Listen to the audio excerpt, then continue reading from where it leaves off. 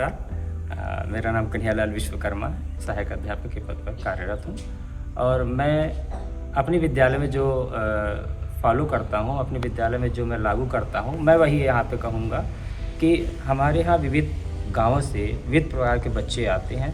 कुछ बच्चों के घर की स्थिति खराब होती है, कुछ बच्चे रेगुलर रहते हैं, कुछ बच्चे रेगुलर आते हैं, कुछ की बौद्धिक स्तर अलग होता है।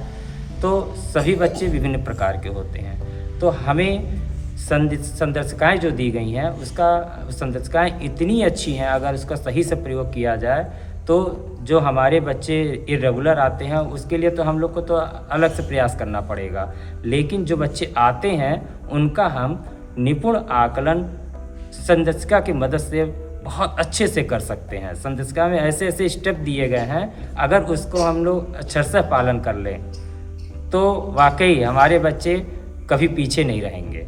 कक्षा 1 के बच्चे को निपुण प्लस ऐप पर आकलन कर रहा हूँ।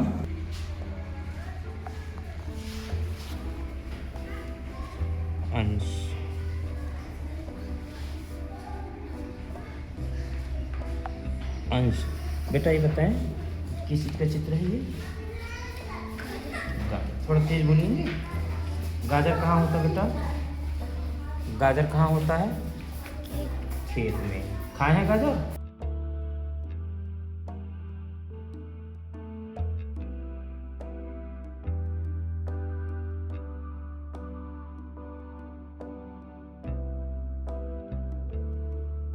निपुण प्लस ऐप पर मैंने सभी बच्चों का जो है आकलन कर लिया है और सभी बच्चों के द्वारा जो दक्षताएं थीं वो पूर्ण कर ली गई हैं। जो बच्चे दक्षताएं नहीं पूर्ण कर पाए हैं उसका मैंने यहाँ पे मेंशन कर लिया है, उसको मैंने अपने डायरी में नोट कर लिया है। और इसके लिए जो बच्चे एक ग्रुप में आ रहे हैं जो संघर्षशील हैं, उनके लिए शिक्षक संदर्शिका में आकलन शिक्षक संदर्शिका रिमीडियल जो है दिया गया है, उसका मैं प्रयोग करने जा रहा हूँ। रिमीडियल जो दैनिक रिमीडियल कार्य रणनीति दिया गया है, उसके तहत जो कक्षा 1 में जो 50% से कम पाने वाले जो बच्चे हैं, जिसमें मेरा बच्चा अंश और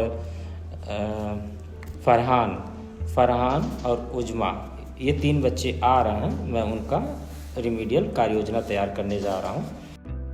के बाद जब बच्चा सक्षम हो जाएगा तो उसके जो दक्षताएं दी गई हैं, दक्षताओं के अनुसार मैं साप्ताहिक आकलन ट्रैकर जो कि संदर्शिका में पीछे दिया हुआ है, उसमें मैं सभी बच्चों का उस दिवस के हिसाब से उनका आकलन ट्रैकर मैं भरूंगा। इसके साथ साथ मैं निपुण तालिका में भी आज की डेट में मैं उन बच्चों का, जो बच्चे निपुण हो जा रहे हैं, जो दक्षताएँ प्राप्त कर ले रहे हैं, उन बच्चों का मैं आज की डेट में उनको मेंशन कर दूंगा।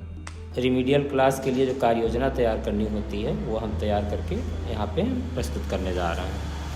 मैं इन बच्चों को बोर्ड पर उन अक्षर की पहचान कराऊंगा। वही बच्चे को चौक से ही बोर्ड पे स्वतः लिखेंगे, लिखकर वो बच्चे उसको याद करेंगे। इसमें टच हो, इसकी स्लीव में खींचिए। ठीक, अब तो ये बच्चा हमारा जो है अक्षर पहचानने में थोड़ा गड़बड़ कर रहे हैं, तो इसके लिए हम क्रमिक ग्रिड का प्रयोग करेंगे। और क्रमिक ग्रिड में जो है जो अक्षर बच्चा नहीं पहचान पा रहा उसको लिख रहे हैं, और लिखने के बाद इसमें कौन सी मात्रा लगा रही है उसका संबोधन, उसका उच्चारण भी उसी मात्रा के अनुसार करते हुए बच्चों को फिर से दोहराव करवाएंगे। अब बच्चा अगर कर लेता है तो उसके बाद क्रमिक ग्रिड के बाद हम अनुक्रमिक ग्रिड का भी निर्माण कर बच्चों से बोर्ड पर उससे पढ़वाएंगे। और याद करने के पश्चात फिर जो पाठ में पढ़ा रहा हूँ उस पाठ का नाम है पाठ 14 बरखा और मेघा। बच्चे उस अक्षर को अपनी पेंसिल से घेरा लगा रहे हैं और घेरा लगाने के पश्चात उस अक्षर से बनने वाले शब्द को भी जो है अपनी कॉपी में नोट करेंगे और जिससे एक नई शब्दावली का निर्माण करेंगे अपनी कॉपी में, और ये बच्चे इसी को याद करेंगे। तत्पश्चात मैं इन्हीं शब्दों को बाहर या फिर जहाँ पे हमारे पास जगह होगा वहाँ बैठ के मैं उनका इमला लूँगा, जिसे कहा जाता है बच्चे सुन करके लिखें। का स्तर होता है एक क्रमिक होता है। अगर वो एक स्टेप, अगर पहला स्टेप अगर बच्चे का अगर टूट जाता है तो वो क्रम टूट जाता है। तो इसलिए जो सीखने का स्तर होता है स्टेप बाय स्टेप हम लोग आगे बढ़ते हैं और उसी के लिए ये संदेशिकाएँ बनाई गई हैं जिससे हम स्टेप बाय स्टेप उसको फॉलो करके हम अपने लक्ष्य की प्राप्ति कर सकते हैं। ठीक, धन्यवाद।